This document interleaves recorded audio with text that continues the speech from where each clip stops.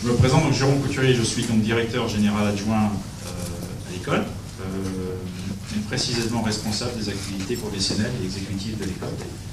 Accessoirement, je suis responsable du campus de Paris, donc c'est toujours un plaisir d'accueillir un événement sur le campus. Alors, le campus, c'est toujours intéressant pour nous de vous accueillir parce que le campus, c'est pas seulement un lieu de formation et d'apprentissage, mais c'est surtout, et c'est comme ça qu'on veut le vivre au quotidien, un lieu d'échange et de débat, que ce soit dans nos programmes ou en dehors de nos programmes. Alors notre nouvelle directrice générale, Delphine Manceau, vous pouvez facilement imaginer, s'est investie sur le sujet du soir. Bon, on n'a malheureusement pas pu se joindre, et donc c'est à moi que revient donc le plaisir de vous accueillir pour cette conférence que nous avons intitulée « Leadership au féminin, regard croisé ». Alors, avant que nous vous présentions vos invités, ce soir, vous êtes en droit évidemment de vous demander, après tout, quelle est la crédibilité de l'école dans ce débat. Et pourquoi ce thème est important pour l'école, pour les programmes de l'école en général, dans quelle mesure l'école s'est appropriée celui-ci dans son ambition, dans ses objectifs, et puis peut-être avant tout dans son quotidien. Alors, je ne vais pas vous citer Aragon, donc pour les littéraires, ou Jean Ferrat, et vous dire qu'à Neoma, la femme est l'avenir de l'homme, même si je suis sûr que tout le monde en est convaincu dans cette salle ce soir. Mais je pense quand même qu'il est utile de rappeler quelle place importante, encore quotidiennement, le leadership au féminin peut avoir à l'école. D'abord, ce n'est pas complètement neutre, nous sommes dirigés par une femme, comme je viens de le dire, Delphine Manceau. Après, je crois, une longue dynastie de directeurs généraux masculins à la tête de l'école. Et qu'on vient quand même ici de rappeler qu'elles ne sont pas nombreuses, encore aujourd'hui, à la tête d'établissements supérieurs d'enseignement en France, et même à l'international. De manière générale, c'est ma 5e école, c'est ma 2e école française. Je peux vous confirmer que ça n'est pas plus courant en dehors de nos frontières qu'en France. Deuxièmement, la gouvernance de l'école est bien sûr pleinement engagée dans un objectif de parité, à court terme, notamment particulièrement dans le contexte de la formation de son nouveau conseil d'administration, puisque certaines d'entre vous savez peut-être que l'école est en train de passer au statut d'école d'enseignement supérieur consulaire, qui suppose un changement de gouvernance et qui va donc fournir de nouvelles opportunités aussi de progresser sur cette dimension.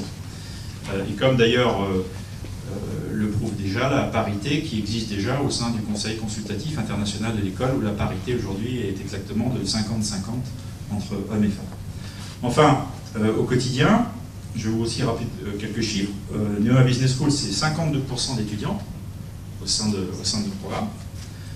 Donc ça, ce sont des statistiques que vous aurez le plaisir de vérifier si vous le souhaitez. Près de 40% de nos récentes promotions sur l'executive MBA, 38%. Pour être précis, executive MBA que nous avons eu le plaisir de transformer récemment, soit dit en passant, et 43% de professeurs femmes, ce qui est encore un excellent chiffre, à l'aune des critères d'évaluation des meilleurs établissements internationaux. Alors, l'intérêt de Neoma pour la place des femmes dans le monde du management va évidemment bien au-delà de quelques statistiques, même si c'est, je pense, important de les rappeler. D'abord en raison des valeurs de l'école, d'ouverture et de respect, d'excellence et d'esprit d'entreprise aussi, qui sont un petit peu les grands repères qu'on souhaite donner aux diplômés de manière plus générale, imprimés dans les esprits des membres de notre communauté. Puis ensuite aussi parce que nous avons la conviction profonde qu'aujourd'hui, dans le monde du business, réussir, c'est d'abord être capable de changer d'état d'esprit. Et quel plus beau changement pour ceux qui font encore, je dis bien ceux qui font encore majoritairement des affaires et des organisations, que de s'ouvrir au potentiel intellectuel, managérial, artistique, culturel, que sais-je, insuffisamment exploité des femmes. Et pour les femmes, de prendre la place qui doit être la leur et d'avoir les moyens, avec nous, de développer les compétences, mais aussi la confiance et les réseaux pour réussir tout ça au sein de nos programmes. Alors, je soulignerai au passage ici qu'une des ambitions affichées de notre nouveau Global Executive MBA est précisément d'aider les participants et les participantes à changer d'état d'esprit. Donc il y a un petit lien quand même avec mon message de ce soir. Bon, enfin, et plus simplement, peut-être plus profondément, pour aller aux sources de notre mission d'éducateur, ce débat ce soir, il est important parce que les barrières objectives auxquelles sont confrontées les femmes encore au XXIe siècle, que ce soit en termes d'égalité salariale, en termes d'accès aux postes de responsabilité, ou plus simplement d'organisation du travail, elles font partie, ces barrières, elles font partie des sujets sur lesquels une école a la responsabilité de sensibiliser, que ce soit les étudiants ou les cadres en formation, parce qu'ils font partie aussi de la compréhension de l'environnement qui les entoure, et donc une partie importante de l'équation d'un manager qu'on va appeler 2.0 ou 3.0, ou comme vous voulez l'appeler. Voilà. Donc voilà, je voulais résumer simplement en quelques mots concrets aussi, et pas juste une succession de bons mots, notre motivation à organiser le débat de ce soir. Pour l'animer, nous avons l'honneur d'accueillir 3 femmes d'exception qui se sont proposées au travers de regards et de discussions croisées, partager avec vous, puis je crois sans trop de concessions, leur vision, leurs valeurs, et puis les traits de personnalité qui font la singularité de leur management, voilà, au féminin. Donc je vous laisse les découvrir en vous souhaitant une excellente soirée. Je passe maintenant la parole à Lara, qui va vous présenter nos invités. Voilà, je vous souhaite une excellente soirée.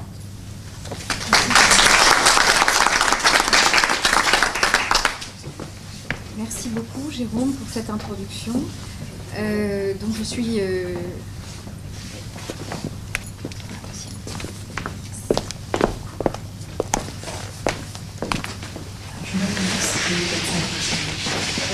Donc, je suis Darren Nicole, je suis ancienne diplômée exec MBA de Neoma, promotion 15, si ma mémoire est bonne. J'ai repris mes études ici quand j'étais déjà chef d'entreprise, puisque donc j'ai ma petite société de conseil, je fais du développement, du conseil en développement et stratégie, plus particulièrement dans le retail. Et donc j'ai eu le plaisir, en tout cas j'ai eu l'honneur qu'on me confie cette mission, et je dois dire que ça a été vraiment très intéressant. Cette conférence, elle a pour objectif donc, de mettre en lumière le leadership des femmes dans le monde des affaires, dans la politique et également dans la société. Donc il y a plein de questions qui se posent, et ce qu'on va faire, c'est que je pense qu'on va aller directement aux questions. On va commencer par toi, Hélène. Est-ce que tu veux mon micro? On va essayer de prendre l'autre, on va voir s'il marche. Une chacune, ça va bien marcher. Alors, il est à je crois. Oui, ça marche. Parfait. Donc, Hélène Vieux-Poirier, qui est directrice générale de Chevignon, directrice Internet et Marketing, membre du COMEX du groupe Vivarté.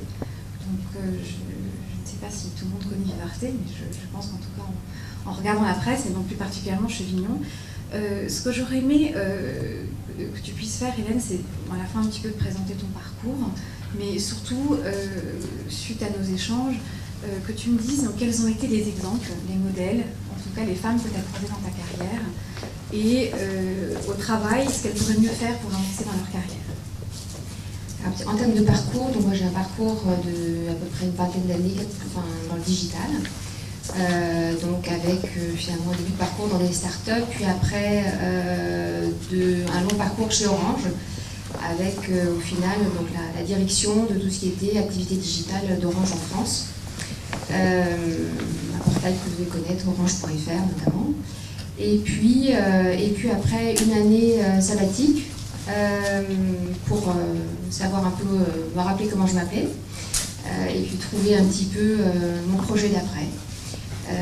Et aujourd'hui, donc, ça fait 2 ans que je suis chez Vivarté, avec à la fois au début une casquette digital, marketing et data pour l'ensemble des 12 marques du groupe Vivarté. Et il y a à peu près un peu moins d'1 an, j'ai basculé à la direction générale de Chevignon pour la redresser, la vendre et puis la développer. Voilà. C'est un sacré challenge. Oui, Ouais. oui, c'est une année franchement dense. J'ai hâte que le mois d'août arrive. J'imagine. Et quand on a un petit peu discuté ensemble, tu as pu évoquer quelque chose concernant donc, des femmes que tu avais rencontrées au cours de ta carrière, et qu'est-ce qui les freinait dans leur développement. Tu avais plutôt parlé de freins. Oui. Je pense qu'aujourd'hui, j'ai vu beaucoup de jeunes femmes, ou un peu moins jeunes, renoncer, plus par des croyances un peu bloquantes, du type à 30, 35 ans, j'ai globalement un mal de chien à concilier ma vie personnelle et ma vie professionnelle. J'ai plus d'amis, j'ai plus de vie perso, je fais plus de sport, voilà, j'ai pris une taille. Et concrètement, et se dire, ben, finalement, si je prends un job encore plus gros, ça va être encore plus difficile. Et ça, c'est une erreur. Donc, je pense qu'en 90% des cas, c'est une erreur parce que qui dit responsabilité plus grande dit plus de moyens, plus d'équipes, plus de moyens. Et donc ça, j'ai vu pas mal de femmes renoncer en tout cas à des jobs auxquels elles étaient complètement préparées en fait, mais pour ce type de croyances. Je crois qu'il y a beaucoup de femmes qui sont passées à côté de ça. Aussi pas mal de femmes qui, à mon sens, ne font pas assez confiance à leurs envies profondes. L'envie de s'amuser, c'est-à-dire qu'il y a un moment où on finit par être un peu terne dans le boulot, c'est-à-dire qu'on n'a plus l'élan, l'envie, la dynamique pour enfoncer des portes et aller défricher de nouveaux territoires. Et ça, j'ai vu pas mal de femmes à partir de 35 ans rentrer un peu dans une routine et s'encrouter, voilà, et se dire mais c'est pas grave, je suis dans une boîte, j'ai des avantages, un bon salaire, finalement tout va bien, je peux compenser mon appart.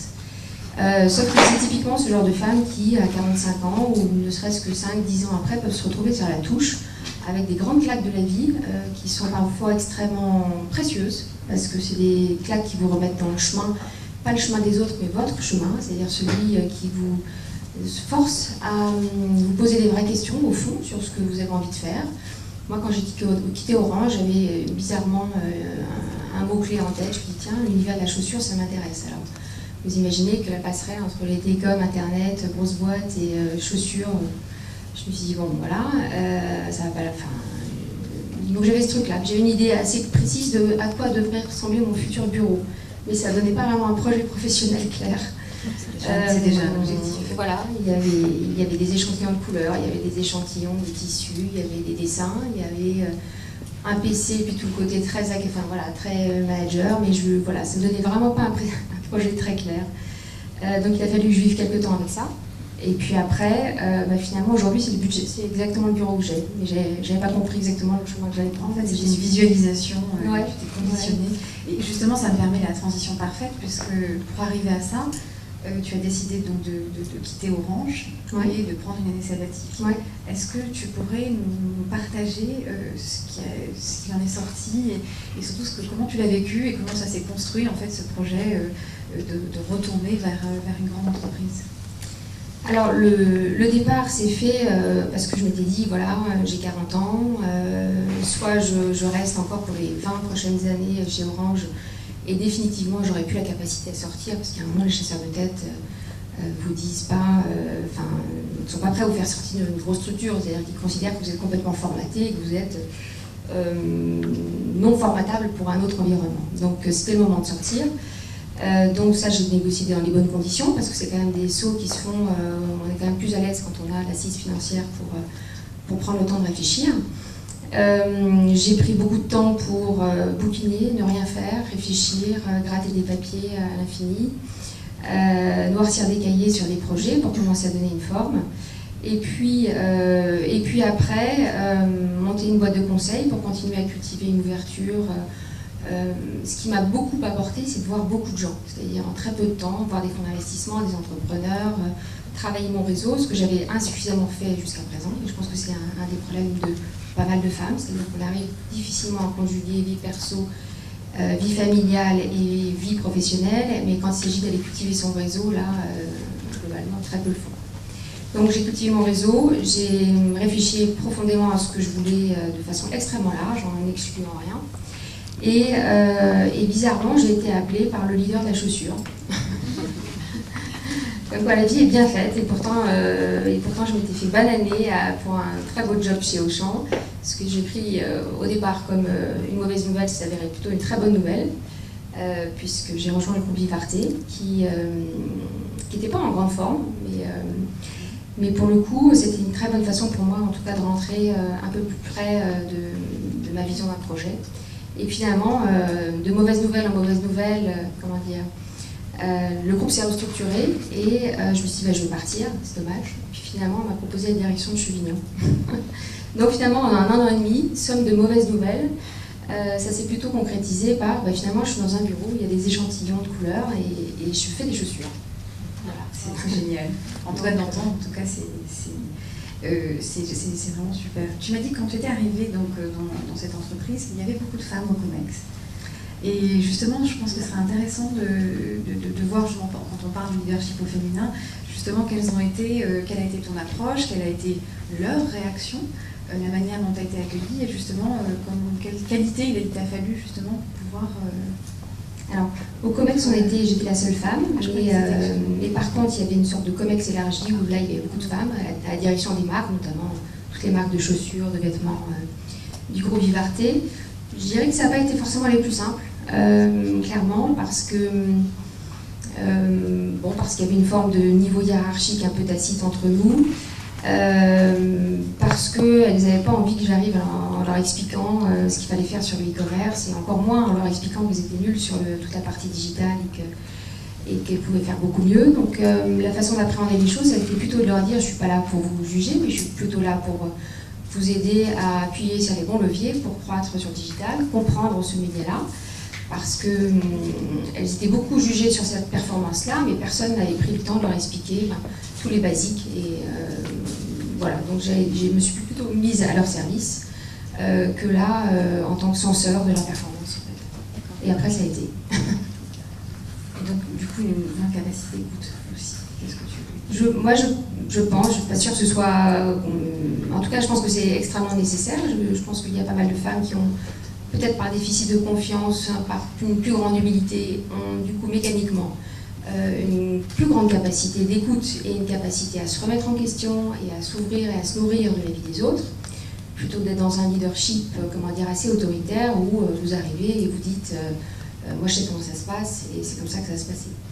Donc j'ai jamais pris les choses comme ça et ça m'a jamais desservi en tout cas.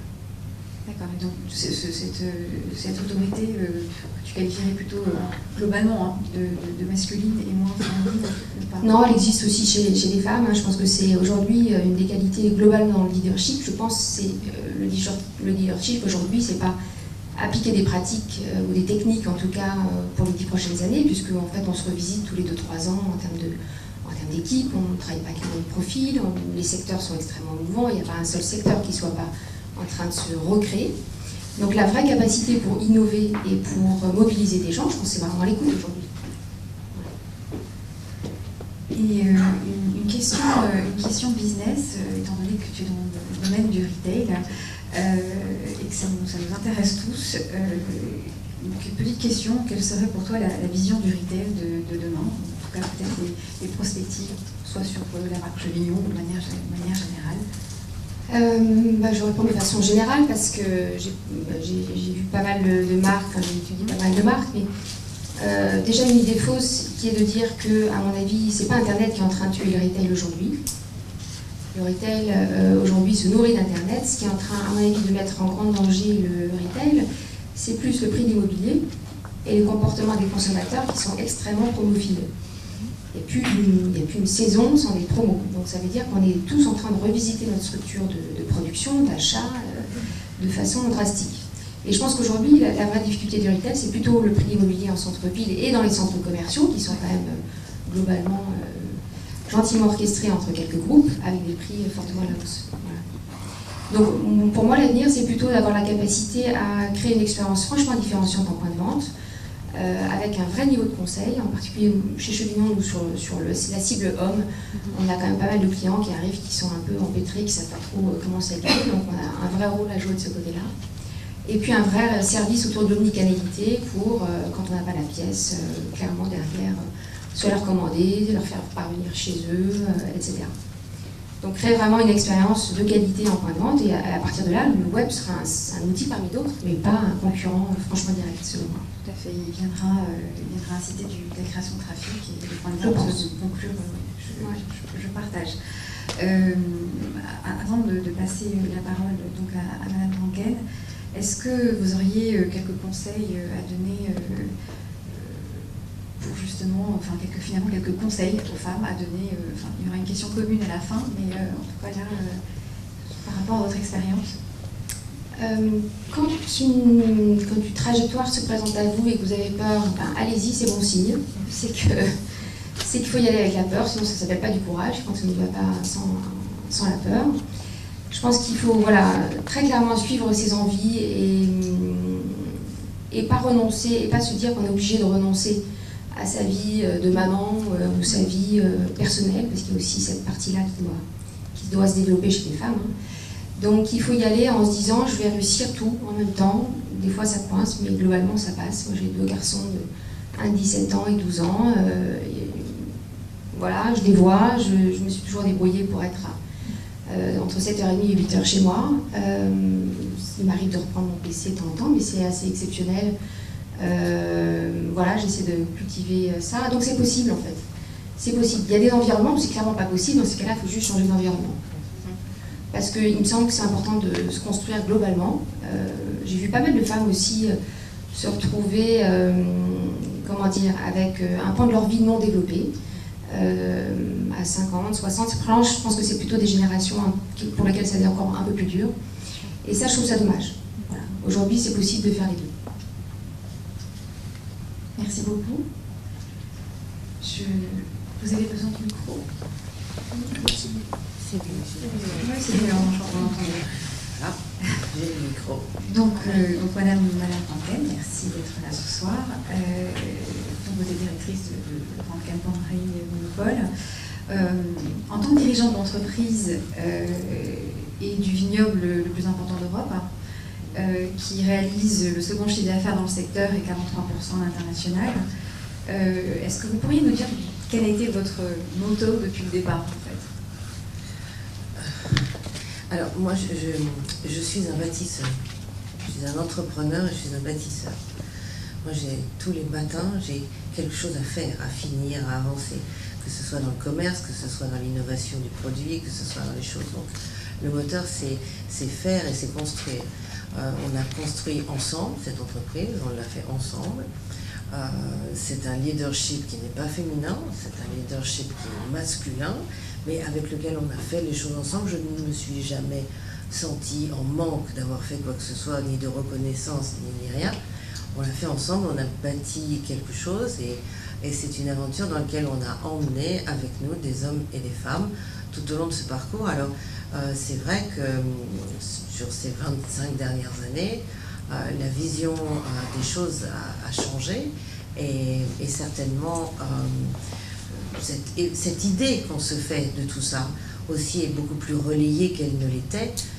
Mais moi j'ai réussi, malgré tout, j'ai pas eu le sentiment d'avoir raté mes enfants. Ils ont été nourris tous les jours aussi, ils sont allés à l'école, ils savent nager, enfin, on a pu inculquer les bases dans un espèce de respect, voilà.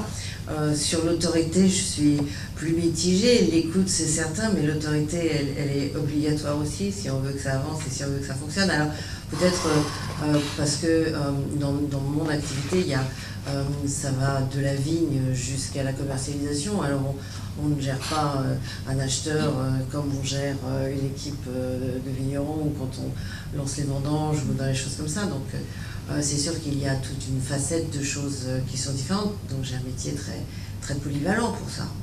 Chaque jour amène aussi quelque chose de différent et c'est ce qui fait sa richesse. Donc, vous, quand c'est des qualités de bâtisseuse, de bâtisseur, ça j'ai compris, ouais. Mais également donc adaptabilité, quelles sont les qualités? Qualité, je sais pas, j'ai dit que je l'étais, j'ai pas dit que j'ai pas dit qu'il y avait qualité. Oui, avec ce que vous avez bâti, c'était déjà pas mal. C'est que vous avez quand même des qualités. C'est bien quand même, oui. Et dans une entreprise familiale, le fait d'être une femme, est-ce que ça apporte quelque chose? Qu'est-ce que vous avez pu, qu'est-ce que vous pourriez nous dire sur ce point-là, ou est-ce que c'est absolument pas Alors, avant d'être la femme de l'entreprise familiale, j'ai été une femme tout court. Moi, j'ai jamais eu ce sentiment que quelque chose... Moi, je suis très respectueuse, alors je suis un petit peu plus âgée que madame, mais je suis très respectueuse de ce que ma mère et ma grand-mère ont fait. Parce que c'est elles qui nous ont bâti cette liberté. Aujourd'hui, je veux bien qu'on en discute pendant des heures, mais enfin, c'est à elles qu'on le doit quand même. C'est quand même elles qui sont parties de zéro pour arriver à la possibilité de faire. Moi, on m'a jamais empêché d'avoir accès à quelque étude que je voulais faire, on m'a jamais empêché d'avoir accès à quoi que ce soit. J'ai eu besoin d'apprendre, bien sûr. J'ai peut-être eu besoin d'apprendre un peu plus vite que certains garçons pour que ça soit plus facile à faire. J'ai peut-être, voilà, mais ceci dit, dans ce que j'ai bâti et de ce que j'avais envie de faire, ça ne me serait pas venu à l'idée d'arriver après les autres, de repartir avant les autres, de ne pas faire. Donc finalement, la capacité de travail s'est développée aussi avec l'entreprise et avec le temps. Et puis c'est une certitude, de toute façon, plus on vieillit, plus on travaille. Souvenez-vous que si vous pouvez dormir, si vous êtes plus petit, il faut dormir maintenant, parce qu'après on ne dort plus. Donc, mais oui, c'est sûr, donc on est très fatigué, on a du mal à finir ses études, mais c'est le meilleur moment de la vie quand même. Après c'est foutu, plus on vieillit, plus on bosse quand même. C'est... Non, mais c'est une certitude. Donc profitez-en, allez quand même en cours le matin, mais profitez-en, parce que c'est quand même un moment formidable. Donc, j'ai jamais eu ce sentiment-là. Après, être une femme, ça amène quoi? Ça amène forcément, alors dans le dialogue, ou en tout cas dans la compréhension des relations. Mon premier rôle au sein de notre entreprise, je suis démineur en chef. C'est le premier rôle. Pratiquement tous les matins, je reçois le coup de téléphone, le mail de celui qui a une catastrophe à annoncer, parce que dans un groupe comme le nôtre, sur les 1000 personnes, il y en a forcément un tous les matins qui a une catastrophe à annoncer. Donc mon premier rôle, c'est d'être démineur. C'est à moi qu'on parle d'abord, avant d'aller au bout du couloir, parce qu'on ne sait pas comment le bout du couloir va réagir à l'annonce de la catastrophe. Donc oui, c'est ce rôle-là que font les femmes. Et puis, dans notre métier à nous, il y a beaucoup de patrimoine, il y a beaucoup de choses. Donc j'ai aussi beaucoup construit de maisons, de places, d'expositions, de choses différentes qui sont un côté peut-être plus féminin qu'autre chose. Mais on est assez pareil quand même. C'est une bonne nouvelle. Non, mais je vous rassure. Je vous rassure. On doit avoir des défauts aussi dramatiques que les garçons peuvent en avoir. Il y a des chances. Il y a des chances. Justement, quand vous parlez d'art, on a évoqué très rapidement ensemble deux sujets. Je vais commencer par celui-ci. Qu'est-ce que vous auriez envie de nous faire partager par rapport à l'art et au mécénat qui, au sein de votre entreprise et qui, je crois, compte beaucoup pour vous? On a commencé à créer des expositions d'art contemporain. Alors, je ne vais pas vous raconter ma vie parce que la vie de ma voisine est tout aussi passionnante. Mais donc, quand on a commencé avec une petite maison de champagne. Moi, j'avais monté ma boîte à 23 ans, et puis j'ai rencontré ce garçon qui m'a dit qu'il faisait du champagne. J'avais pas la moindre idée de ce que ça pouvait représenter. Et au dire de ma grand-mère, au bout de 6 mois, j'avais tellement bu que j'étais trop engagée et qu'il fallait qu'on le fasse. Donc on a grandi et on a fait on a grandi en créant d'abord la maison éponyme, et puis après on a eu toute une période de croissance externe qui nécessitait forcément pour pouvoir avoir plus de bouteilles, plus de surface, plus de choses, il nous fallait faire de la croissance externe. Et en 2002, on a racheté Pommery. Donc voilà, je n'ai pas hérité de Pommery, je ne suis pas la descendante de Madame Pommery, c'est pas ma grand-mère.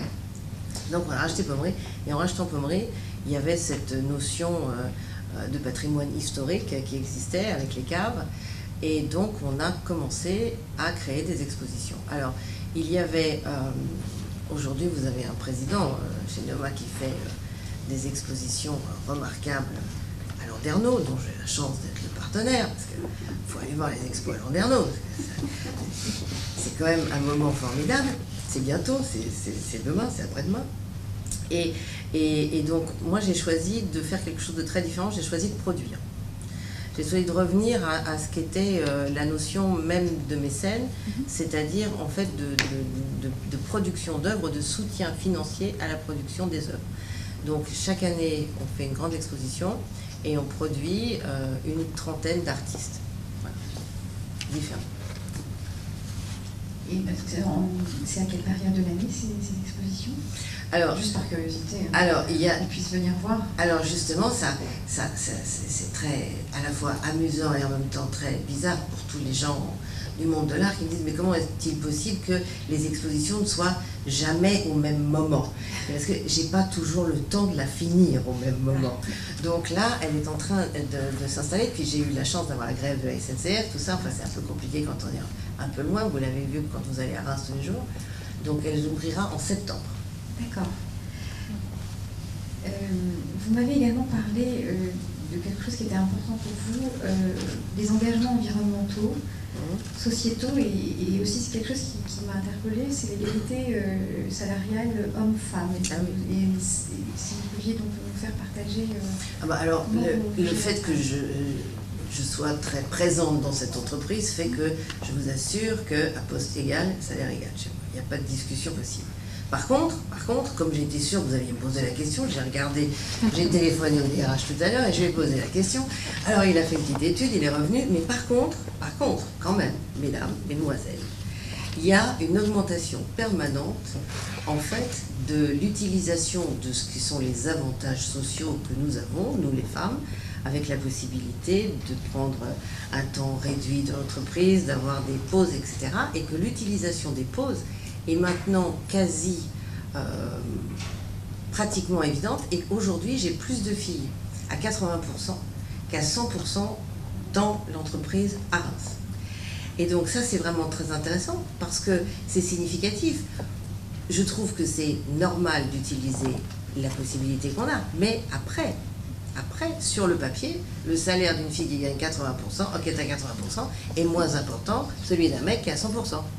Et le mec qui est à 100% et qui est sur le pont 24/24, il va être copain avec son chef, avec son machin, avec son truc, et donc la prime qu'il aura à la fin de l'année sera plus importante que celle de la fille. Donc, moi je rajouterais à ce qu'a dit madame, et qui était juste, c'est que c'est pas un problème de compétence, c'est un problème Et aujourd'hui, vous êtes cette génération où ceux que vous formez dans vos MBA sont à la croisée des chemins de ce que sera demain. C'est-à-dire, est-ce que les filles vont lâcher ou est-ce que les filles vont continuer? Mais c'est un vrai sujet parce que quand nous étions tout à l'heure avant, madame me dit oui, alors on va faire quelque chose avec l'art contemporain, peut-être sur le campus et tout. Je dis mais le vrai sujet pour moi fondamental dans l'entreprise, c'est l'accompagnement vers ce vers quoi chaque homme et chaque femme qui la compose ont envie d'aller. Et madame me dit, alors qu'on ne se connaît pas, je me suis arrêtée 1 an pour faire le point. Ok. Madame s'assoit, elle dit, je me suis arrêtée 1 an pour faire le point. Donc moi je vous dis, il faut arrêter l'art contemporain et il faut se poser la question de savoir ce qu'on veut faire dans la vie demain.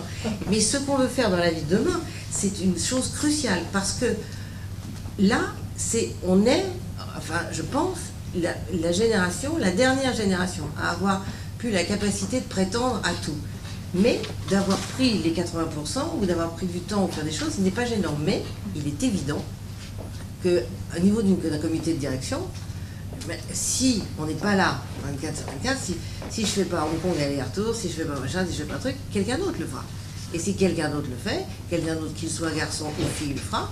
Mais c'est pas difficulté d'avoir des filles qui sont capables, c'est de savoir si on y va, quoi. Et la vraie question, elle est là. Et je pense qu'il faut qu'on arrête avec les garçons aussi. Ça me fatigue. Les garçons, c'est les garçons, ça gère.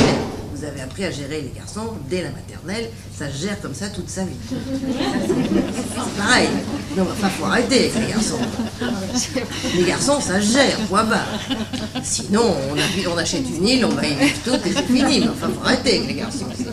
Il y en a marre de ça. Non? Qu'est-ce que vous en pensez, vous?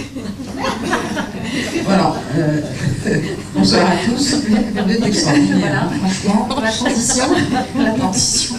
Alors moi, je suis quand même globalement d'accord avec ce que vous dites. Alors j'ai bien écouté ce que vous disiez, Hélène. Donc moi, je suis quand même un ancien chef d'entreprise puisque j'ai arrêté mon entreprise l'année dernière. Et parce que je suis aussi depuis 10 ans le maire d'une commune, donc c'est une très belle mission. Alors moi je me suis jamais posé, je suis un peu comme vous, parce que c'est notre génération, moi j'ai 59 ans, je ne sais pas quel âge vous pouvez avoir. J'en ai plus moi. Vous n'avez plus moi. C'est parfait. Beaucoup mieux. Et en réalité, je me suis jamais posé ces questions, est-ce que je suis une femme, pas une femme? Voilà, je participe avec grand plaisir ce soir. Et je pense que j'ai écouté ce que vous disiez aussi. Moi, j'ai élevé 4 garçons. Hein. J'ai travaillé 16 heures par jour. J'avais une activité qui m'obligeait à travailler le week-end. Je pense que le plus malheureux dans l'histoire, ça a été mon mari. Puis après, quand j'ai été élue, voilà, ça a été un autre cap. Mais c'est vrai que voilà, moi, je ne me suis jamais posé la question, même si je reconnais que parfois, pour nous les femmes, c'est quand même un petit peu plus difficile. Et il faut savoir que si on rencontre dans le monde de l'entreprise des hommes misogynes, en politique, c'est encore pire. Merci pour la transition.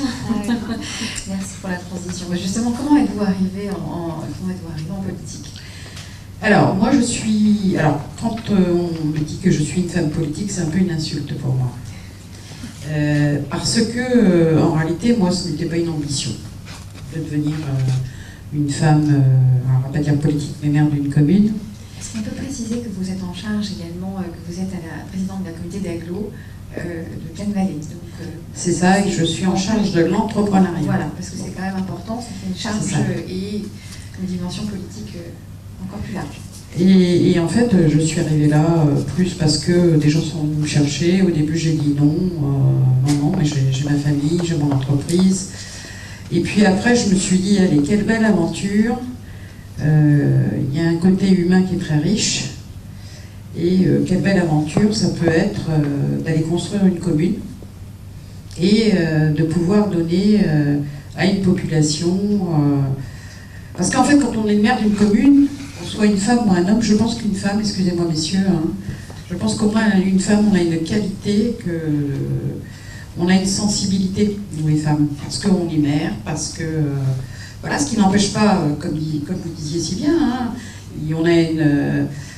il faut avoir de l'autorité, hein, ça n'a rien à voir, mais on a une sensibilité, et je pense que face à une population, on peut apporter plein de choses. Donc moi j'ai un parcours un petit peu atypique, donc j'ai été élue en 2008, donc ça fait 10 ans que je fais ça, mais franchement je ne me suis jamais posé la question est-ce que je suis une femme, pas une femme, quelle va être l'attitude des hommes, même si je reconnais qu'en politique c'est encore plus difficile que dans le monde de l'entreprise. Et moi j'étais chef d'entreprise à 21 ans, donc j'ai 59 ans.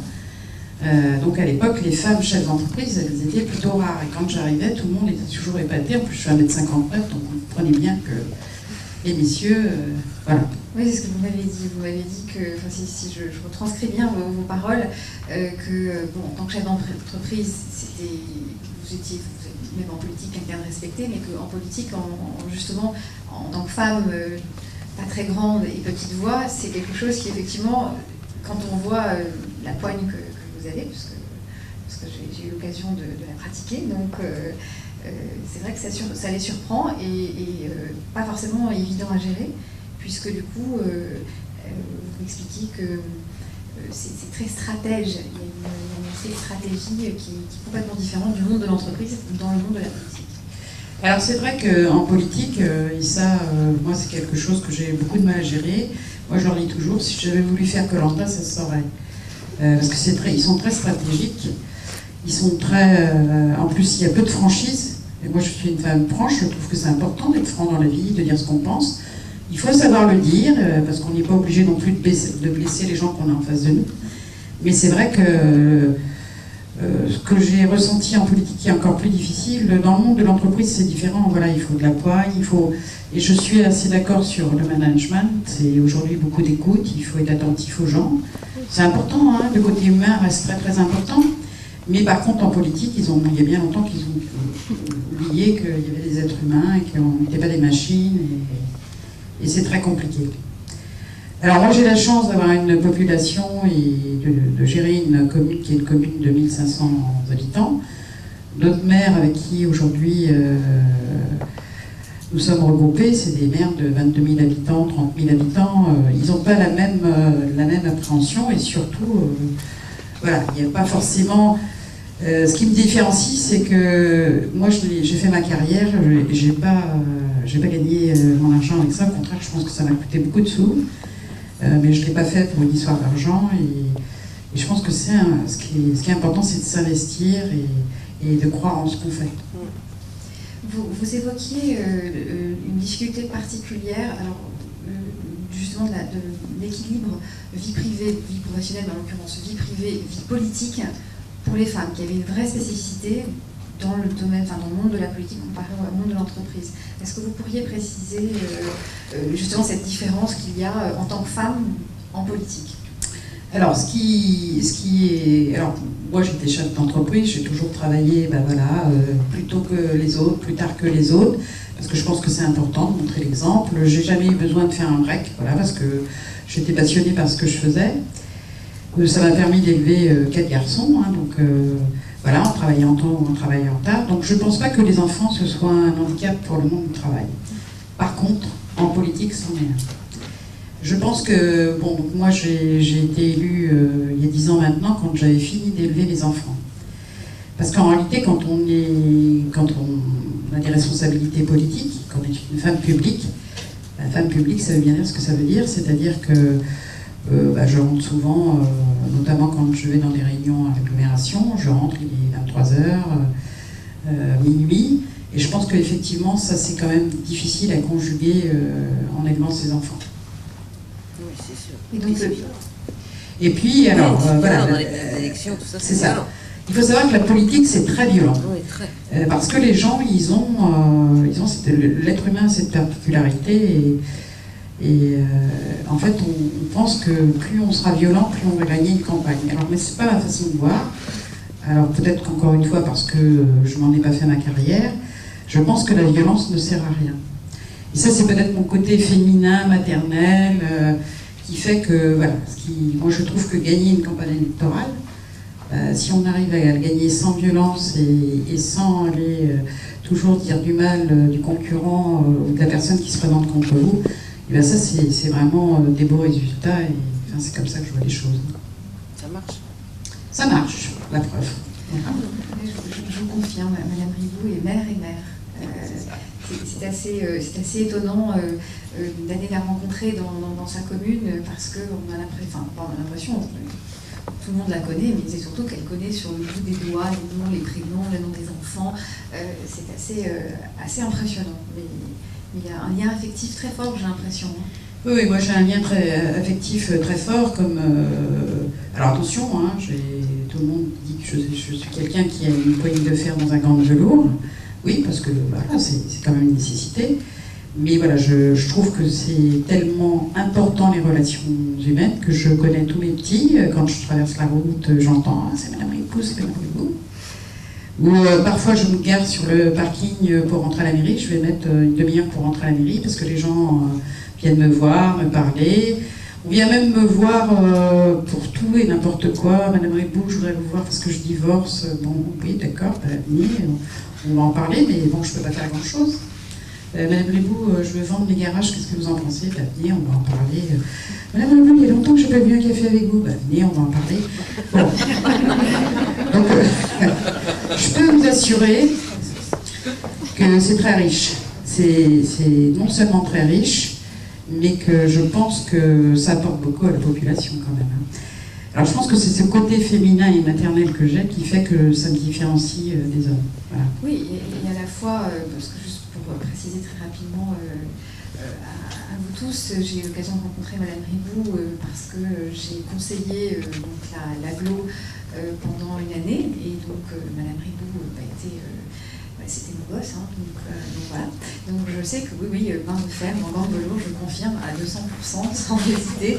Parfois en réunion communautaire, effectivement, elle fait passer les messages. Mais c'est bien parce qu'effectivement, alors je ne sais pas si c'est une question de femme ou d'homme, hein, mais c'est aussi une question de tempérament et d'être entrepreneur, parce que vous avez été chef d'entreprise.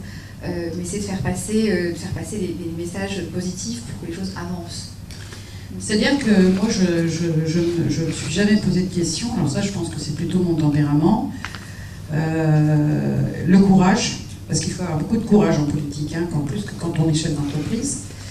Et que d'avoir du courage, c'est pas donné à tout le monde, mais ça, moi, je le comprends bien. Et moi, en tout cas, à travers ma mission d'élu, et j'ai essayé d'être aussi une femme respectable quand j'étais chef d'entreprise, je trouve qu'il est important de dire les choses et de défendre Et ça, je pense qu'il ne faut jamais que vous hésitiez, mesdames, à défendre vos convictions. C'est super important. Et pas vous poser des questions, je suis une femme, je fais 1m59, je ne suis pas une femme, voilà. Ça, c'est vraiment dans les débats. Moi, aujourd'hui, je regrette un petit peu, vous voyez, en politique, qu'on nous dise, nous, les femmes, en fait, il va falloir mettre la parité, parce qu'on n'est pas capable quand même de... S'il n'y a pas la parité, on n'est pas capable de faire les choses et d'être élu. Moi, j'ai été élue avant la parité. Et franchement, voilà, il ne faut pas se poser de questions. Il faut ce que vous disiez tout à l'heure, c'est très juste. Il faut avoir envie de faire les choses. Il faut que vous sachiez, vous, les femmes, ce que vous ayez envie de faire. Comment vous voyez les choses. Alors, c'est vrai que quand on est une femme politique ou un chef d'entreprise, c'est vrai quand même qu'il faudra beaucoup travailler et il faudra que vous meniez de front votre vie de femme, votre vie de mère et votre vie professionnelle. Voilà. Mais après, c'est des choix de vie, ça. Vous aviez répondu à une question que j'allais vous poser, c'était justement quel était le conseil que vous auriez pu donner.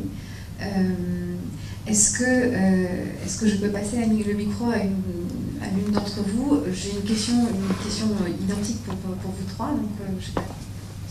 Allez-y. Donc cette question, c'est vous êtes arrivé, on va dire que vous êtes arrivé à un certain succès de toutes les trois et mené une belle carrière. Qui ou quoi a été là pour vous et pour vous permettre d'arriver là, en dehors de vous-même et de votre caractère, mais qu'est-ce qui a fait que on lâche pas Je pense qu'il faut quand même être, en tout cas si on aspire à avoir une vie de famille, il faut avoir un compagnon qui partage le chemin, donc qui soit capable et inversement d'ailleurs, parce qu'on a vraiment régulièrement, en tout cas 2 carrières à mener, carrière avec un petit C, on va dire, pas un grand C, parce que c'est pas ça le projet. Donc je pense que le compagnon est vraiment clé. Après, je crois que c'est principalement ça. Je pense qu'il est aussi important dans les périodes de transition, en tout cas comme j'ai pu en connaître, de s'entourer de gens qui ont vécu les mêmes étapes de transformation, parce que le parcours, je trouve, professionnel, c'est quand même une transformation personnelle tout au long du chemin, donc d'avoir des gens qui ont pris les risques, qui ont su changer de cap, qui ont su entreprendre, se planter, voilà. Donc s'entourer surtout de gens qui ont vécu des échecs. Les autres, dans ces moments-là, il faut les fuir parce que je trouve que c'est souvent dans l'échec, dans la difficulté qu'on grandit franchement. Oui, du coup, on va avoir un feedback positif des situations, et en tout cas sans mourir. Une deuxième question quand même me démange. Est-ce que tu aurais à nous faire partager une grande réussite, ou en tout cas une grande fierté dans ta carrière, en tant que carrière ou privée, en tant que femme? Alors moi je pense que jusqu'à présent, je ne dis pas que c'est acquis jusqu'à la fin, j'ai l'impression de ne jamais m'être travestie. Donc d'avoir été complètement alignée avec moi-même dans ce que je faisais, de ne pas faire des choses qui n'allaient pas dans le sens de mes convictions profondes.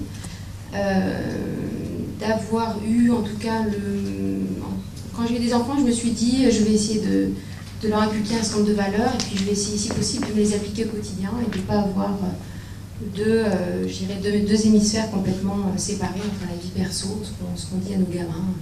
Tu mentiras pas, tu voleras pas, tu taperas pas sur un plus faible que toi, etc. Donc d'avoir réussi à date, en tout cas, je dis pas que c'est acquis pour la suite, mais globalement de ne pas avoir honte de quoi que ce soit de ce que j'ai pu faire. Et ça c'est pas mal déjà, je trouve. Tout à fait. Merci beaucoup. Nathalie. Oui. Donc je vous pose la même question. Moi je vais vous dire. Moi, il y a des matins où c'est très difficile. Il y a des matins où j'ai pas envie de me lever. Il y a des matins où je me réveille, je sais même pas où je suis. Il y a des matins où tu sais pas. Et il y a des matins qui sont comme ça. Mais la seule chose qui compte, c'est un peu comme dans la tauromachie. Tu sais, le torero. Il faut avancer la jambe. Et tous les jours, il faut avancer la jambe. Et ça ne sert à rien de dire que c'est facile. Alors, l'échec, on ne le gère pas de la même façon. Il n'est pas quantifiable. Un échec, c'est pas quantifiable.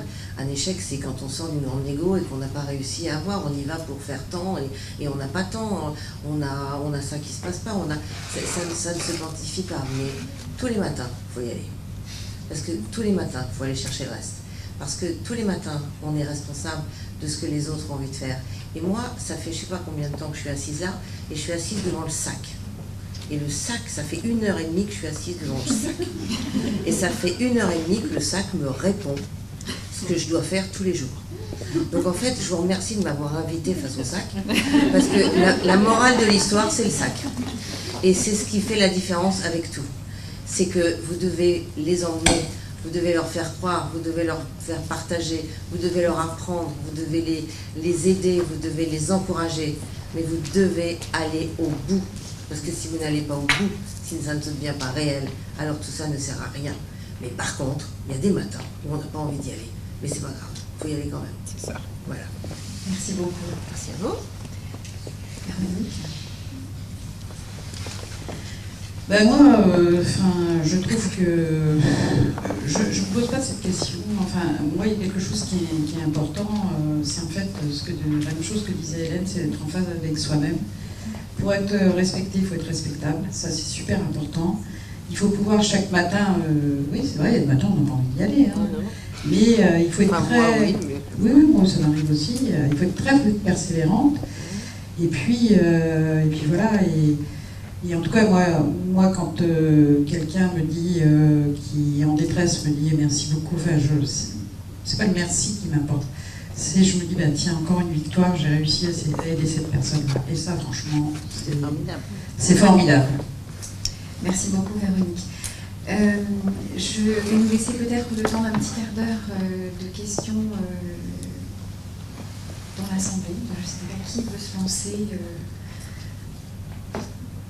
Pas tous en même temps, surtout, parce que on vous a pas endormi, j'espère. Je me laisse, je sais pas si...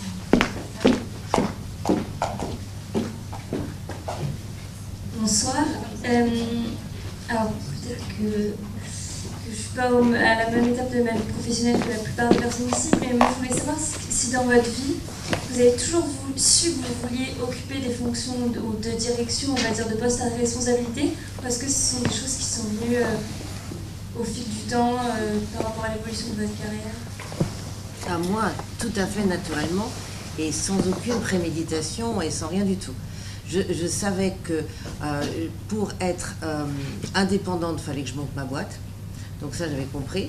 J'avais compris qu'il fallait que je monte ma boîte parce que je voulais être autonome. Je voulais être capable de gérer ma vie, mon temps, les choses, tout en faisant des choses que j'aimais faire. Donc j'ai fait le pari, donc j'ai emprunté 50 000 francs. À l'époque, c'était 50 000 francs. J'ai emprunté 50 000 francs pour ouvrir ma société. Mais jamais j'ai fait quoi que ce soit pour que ça, c'est un peu, ma vie à moi, elle est un peu comme le pyjama absorba du bébé que vous aurez un jour.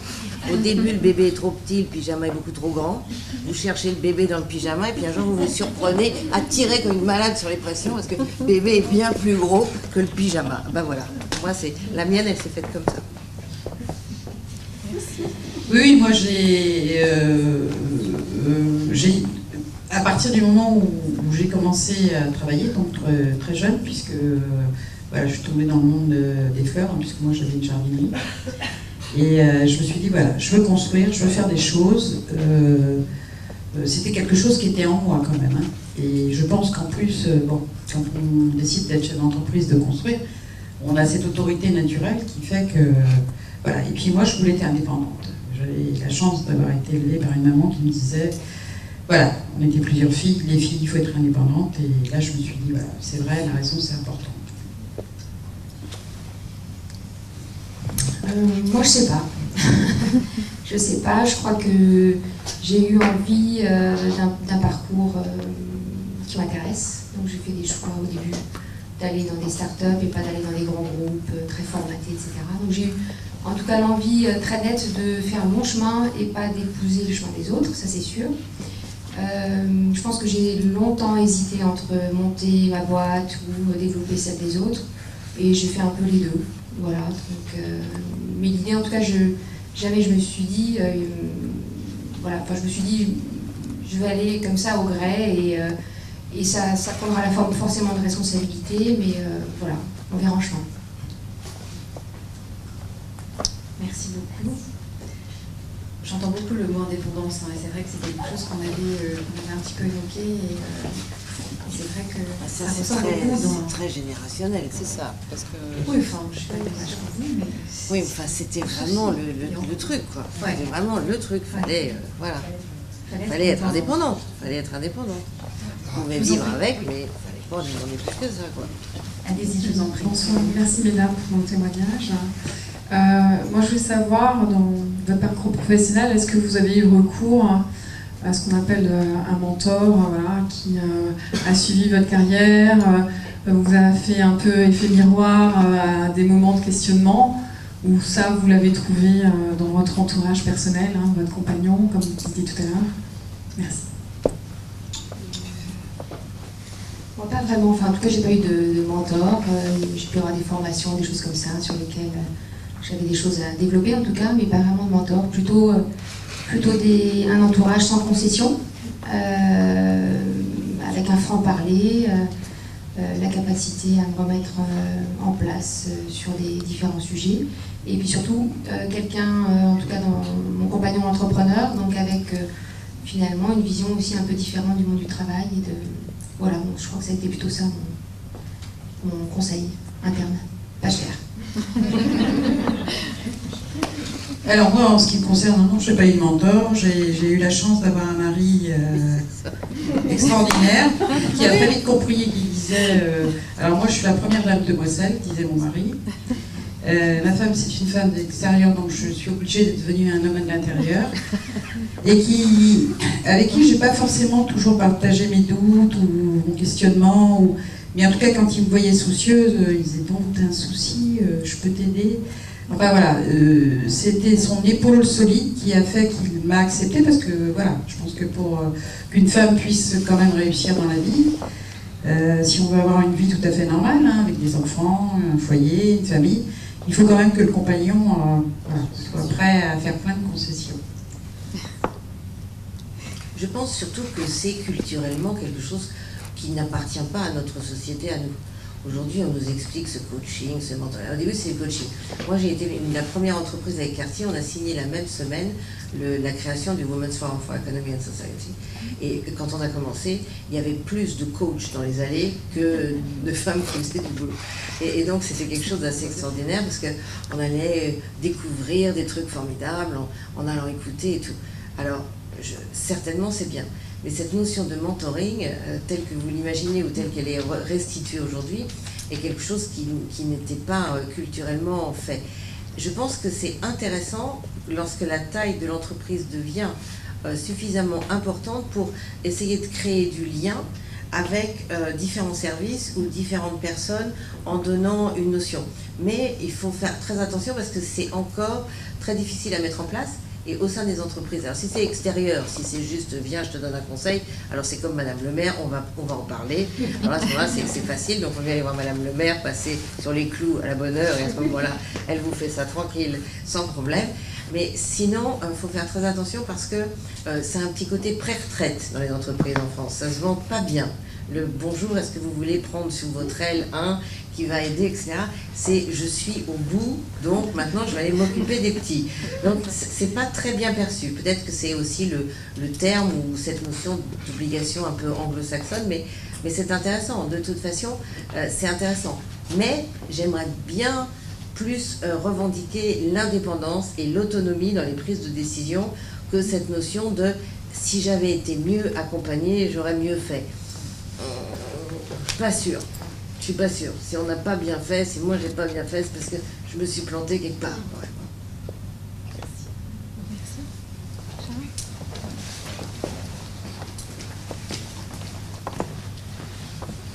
Merci mesdames.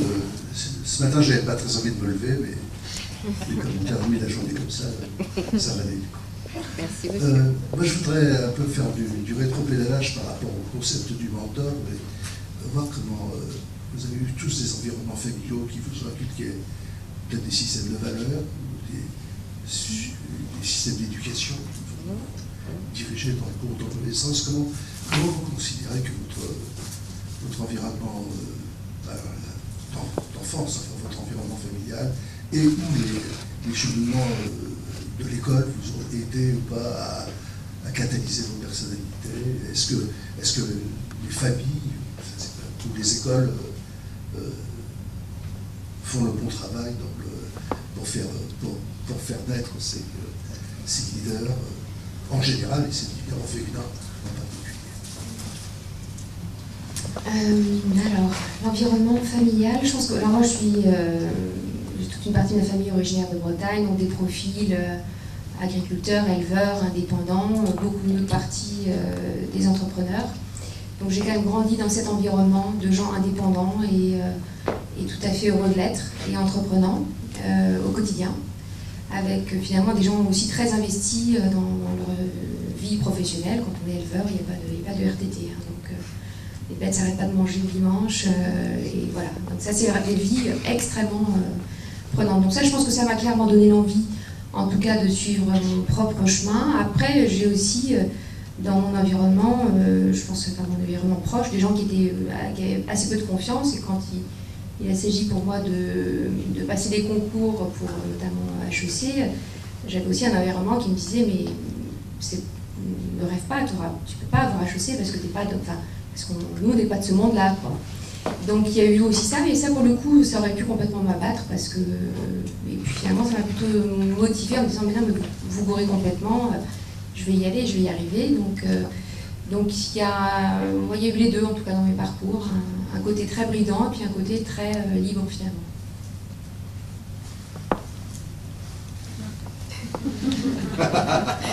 La patate chaude. Non. Alors, moi, je suis un pur produit de l'école de la République. J'ai un environnement d'entrepreneur. Je suis un titi. J'ai vu ma première vache quand j'ai passé Marne-la-Vallée. J'avais déjà un certain âge, parce qu'au Tuileries, il n'y en avait pas beaucoup. Donc, voilà. J'ai fait des études, moi, universitaires. Donc, j'avais pas cette notion de compétition, puisque j'étais dans un univers très protégé. L'université, à cette époque-là, était très protectrice, puisque protectrice au sens où si vous ne fournissiez pas le minimum, vous n'aviez aucune chance. Donc, c'était à vous de...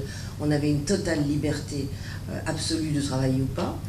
Et si on travaillait, on avait cette capacité de pouvoir échanger et d'avancer, mais dans une très grande liberté. Et finalement, c'est cette liberté-là qui m'a amené à avoir cette envie de créer, à pouvoir le faire. Mais j'ai des regrets, hein, par exemple, j'ai des regrets. J'ai jamais eu d'entretien d'embauche. Je voudrais bien avoir eu un entretien d'embauche. Je vais vous en faire un. Parce que je vais venir vous voir. Avec grand Parce plaisir. que je ne sais même pas si j'aurais réussi ou pas. Parce que j'ai jamais eu d'entretien d'embauche. La dernière fois, il y a quelques années, il y a bien Audi qui m'a proposé un boulot de télémarketing pour arrondir mes fins de mois. Mais à mon avis, c'était gouré dans la liste du téléphone. Mais sinon, on ne m'a jamais proposé de boulot. Donc, je ne sais pas. Mais j'aurais bien aimé, mais je ne sais pas. Alors moi, c'est pas l'école qui m'a amené, je pense que j'ai une personnalité comme ça, mais alors moi j'ai vécu une expérience extraordinaire. J'ai travaillé pendant les vacances scolaires, quand j'étais lycéenne, au PTT. Et alors là, oh là là, je me suis dit, je suis pas faite pour ça, moi. D'ailleurs, pour une petite anecdote, moi je suis fille de commerçant, donc mes parents travaillaient beaucoup, donc l'exemple à donner, c'était de travailler beaucoup. Et donc même au PTT, moi je travaillais beaucoup. Voilà. Et un jour, j'ai vu, alors j'avais à l'époque 17 ans, hein, et j'ai vu des collègues arriver sur moi, 4-5, bien plus vieux que moi, me dire « Non, mais alors toi t'es gentil, hein, mais tu travailles trop. Toi tu t'en fiches, parce que t'es là 2 mois, mais nous on est là toute l'année. » Ah oui, j'ai dit oui. En fait, cette expérience-là me dit non, je ne pourrais jamais faire un métier très cool. Voilà, moi j'ai vraiment envie de faire les choses de ma vie et là dormir derrière un guichet de PTT, non voilà. Donc la Poste, je pense qu'elle m'a aidé à me dire qu'il fallait faire quelque chose de sa vie. Voilà.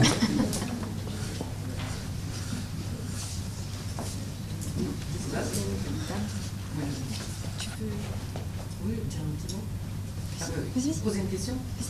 Ah, pardon. On passera derrière. Bonsoir et encore merci pour tous ces parcours dont vous avez fait partie et qui vont nous servir d'inspiration, c'est certain.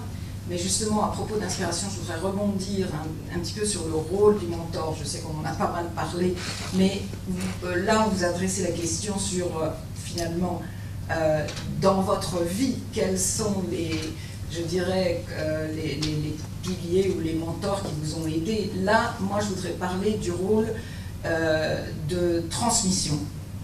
C'est-à-dire, par la suite, quel est, maintenant, enfin, vous avez toutes les trois un parcours extraordinaire et qui peut profiter à beaucoup.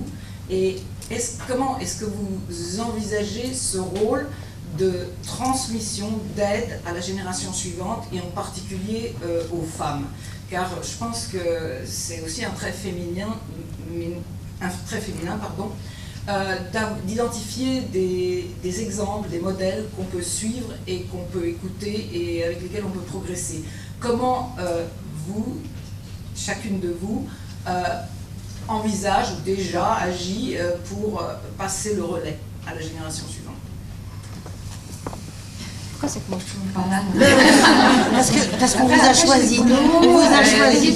Oui, mais vous avez fait plein d'études et tout. Cela dit, à 45 ans, on s'en fout les études. Après, enfin, c'est plus tellement le sujet, à part peut-être encore en France. Non, mais là, chez eux, c'est important. Oui, mais à 45 ans, c'est loin derrière. Et je suis toujours dans les entretiens d'embauche, quand on parle encore des diplômes, le machin, je trouve ça franchement surréaliste, quoi. C'est quand même... ça fait 20 ans que je bosse, 25 ans peut-être, quand même. Bon, bref. La question, c'était quoi? La transmission. La transmission. Moi, je pense que ça se fait naturellement, en fait, au gré des rencontres. Enfin, je pense qu'une façon de transmettre, c'est d'être ici, déjà, parce que moi, j'ai beaucoup de plaisir à partager, en tout cas, une partie de mon parcours, et puis de ce qui peut servir, parce que c'est surtout ça qui est important. Moi, la transmission, je fais ça, j'ai toujours eu des plutôt des grosses équipes à gérer. Et je trouve que dans le côté management, il y a la transmission, tout simplement. C'est la transmission de l'envie, la transmission de l'énergie, la transmission de faire passer à ces équipes que c'est possible. Voilà, j'ai été dans le côté transmission, je me souviens encore des femmes qui, quand j'ai été nommée à la direction des services digitaux d'Orange, où c'était une grosse équipe, enfin, il y avait à peu près 1000 personnes, et c'était la première fois qu'une femme était nommée à ce poste-là. Et je me souviens des yeux émerveillés des femmes qui m'avaient connue déjà dans cette direction, juste avant que je monte un cran. Et franchement, ça leur donnait un coup d'air frais et ça leur mettait la banane. Et elles étaient contentes, pour moi d'une part, mais surtout pour elles, parce que ça leur ouvrait des portes tout simplement. Et je crois que la transmission, c'est plutôt ça. C'est partager cette énergie, c'est possible, on y va. On se traverse, c'est pas parce que j'ai pris ces fonctions-là à ce moment-là que j'ai changé complètement d'attitude. Donc moi, c'est plutôt cette forme-là que ça prend aujourd'hui, en tout cas.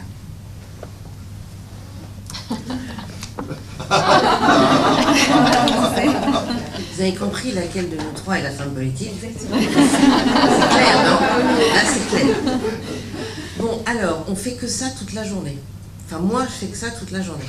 Parce que dans mon rôle à moi, c'est mon rêve. Je ne fais que de la formation pour qu'ils deviennent tous autonomes, indépendants et qu'ils dirigent eux-mêmes leurs propres unités. Parce que plus ils sont autonomes, plus ils dirigent leurs unités, plus moi je peux faire autre chose. Donc c'est pas du tout, moi je suis pas au contraire, plus on arrive à ça, après c'est des opportunités, des choses. J'ai vécu des trucs absolument incroyables. Quand j'ai ouvert la filiale en Australie, j'étais en Hollande, la fille qui dirigeait le on-trade était sympa comme tout, elle avait 28 ans, et j'étais là, et le type me donne sa démission, on avait engagé un gars, il me donne sa démission, on était toutes les deux sur le marché en Hollande, et je reçois le truc sur le téléphone, je la regarde, je lui dis, tu pars? Elle me dit oui. 8 jours après, on était partis, elle a pris la direction de la filiale, je l'ai laissée assise sur sa valise, avec une carte de crédit en disant bonne chance, c'était quand même un truc formidable, et elle est devenue indépendante, autonome. Donc oui, c'est important. Je pense qu'il manque pas grand chose pour que ça se révèle. faut juste un peu de temps, un peu de passion, un petit coup de pouce, et ça se forme. Alors, dans une entreprise comme la nôtre, c'est certainement bien plus facile que dans une organisation structurée comme celle à laquelle vous pouviez appartenir, certainement. Voilà, mais c'est formidable quand on... Et en plus, c'est le seul moyen que j'ai d'avoir de l'avenir. Ben oui, parce que si je n'offre pas une possibilité d'évolution, de mobilité, de changement, de capacité, alors je vais perdre, je vais rester avec mes vieux qui sont tranquilles parce qu'ils sont bien calés, ils sont habitués à moi et moi à eux, mais on va plus avancer et on va se scléroser. Donc le seul moyen que j'ai, moi, d'adapter l'entreprise, j'explique qu'aujourd'hui, on me pose la question, je dis voilà, je ne sais pas si on doit se transformer. Moi, je dis qu'on doit pivoter. Et que pour pivoter, pour qu'on soit de nouveau dans le bon sens et qu'on pivote pour attaquer cet avenir d'une manière sereine, il faut bien que les uns et les autres aient envie de venir à la maison. Est-ce qu'on a envie de venir dans une PME c'est parce que je suis quand même une PME régionale, à rayonnement international certes, mais PME régionale, est-ce qu'on a envie de venir travailler à Reims? On veut bien aller y faire ses études parce qu'on coche les jours et qu'on se dit voilà, il ne me reste plus que tant à faire.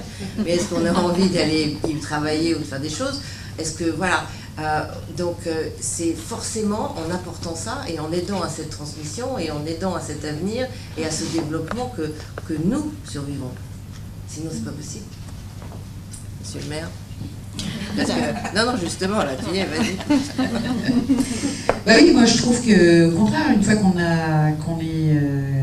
a stabilisé sa carrière, moi c'est en tout cas en tant que chef d'entreprise, j'attachais beaucoup d'importance et ce que je trouvais intéressant dans ma fin de carrière, c'est effectivement de transmettre l'envie, et quel que soit d'ailleurs le sexe, hein, ça n'a pas d'importance, ça, hein, mais c'est ça qui est très riche.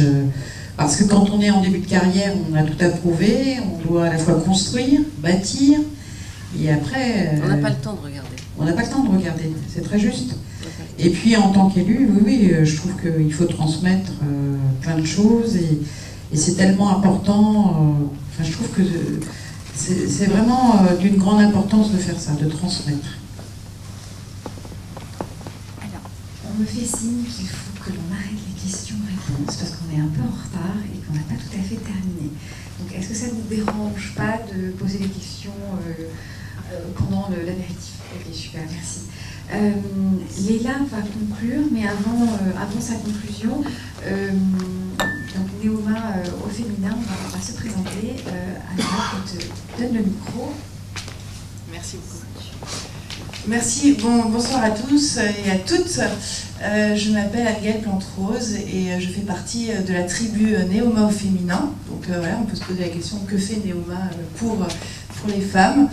Je vous remercie vraiment beaucoup pour ce débat et moi je note beaucoup à la fois de l'authenticité, de la passion et de l'humour. Voilà.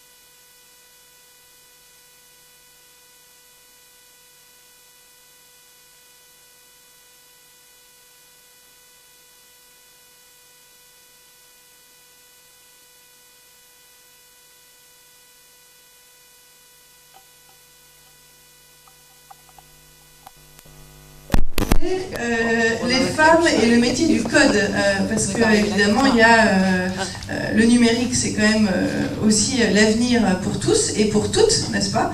Et donc du coup le 10 juillet, les femmes et les métiers du code.